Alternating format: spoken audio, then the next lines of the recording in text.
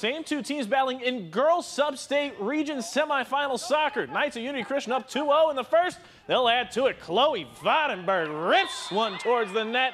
Sage Cooperist tries to clear, but it bounces off someone and heads on in. A little later in the first, Brooklyn Hoogland trying to pass to her Knight teammate, but Cooperist gets in the way. It goes off her foot into the net, and Unity gets the goal. They go up 4-0.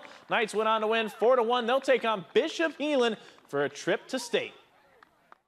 So in this area, we always know Heelan's down the road. First off, we're just glad to get the chance to play them. Second, you know, we'll take a puncher's chance and see what we can do.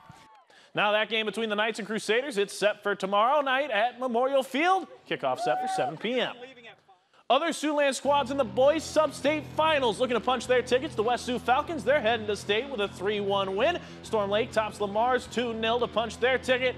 And the miracle run by the West High Wolverines ends in the sub-state finals. They fall to Indianola 2-1 in overtime. Girls region semifinal action. Council West Thomas Jefferson moves on. They defeat Lamar's 2-0.